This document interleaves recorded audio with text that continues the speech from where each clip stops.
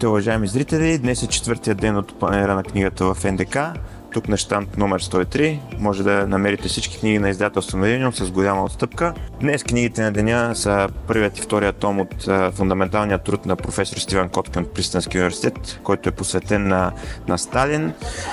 Днес може да се закупите двете книги на обща цена от 60 лева и да се запознаете детайлно с биографията на една от най-знаковите личности през 20 век, която определя хода на историята и до ден днешен. Следващото, на което искам да обърна внимание, е книгата "Премълчаваната история на САЩ" от световно известния режисьор Оливър Стоун и Питър Кузник, едни от най-вещите изследователи на Студената война.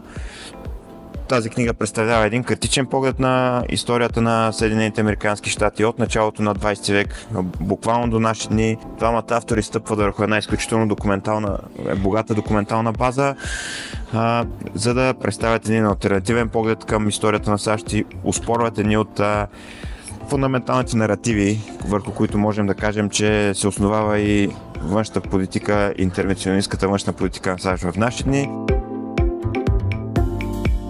Също така на нашия щанд може да откриете и интервюта с Путин от Оливър Стоун. Преди няколко години той имаше една дълга среща с руския президент, няколко дневни дълги интервюта, които той направи, в които президента на Русия говори както за своя личен живот и за своя път в политиката, така и за своите разбирания във вътрешната и външната политика, и може да разберем неговия поглед към света и да си дадем обяснение на много от събитията, които се случват в наши дни.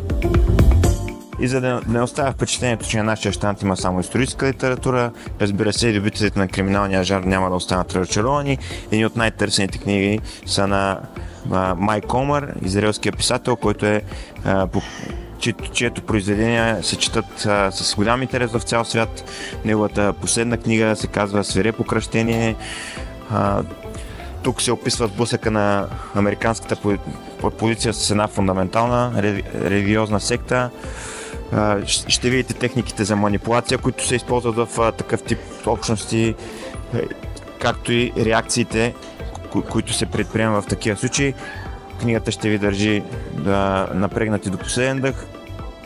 Двете поредици на Майк Омър може да откриете на нашия щанд с отстъпки само сега.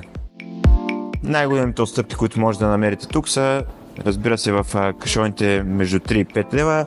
Тук има изключителни книги на тези наистина символични цени. Може да ги разгледате подробно и да се закупите всяка една от тях.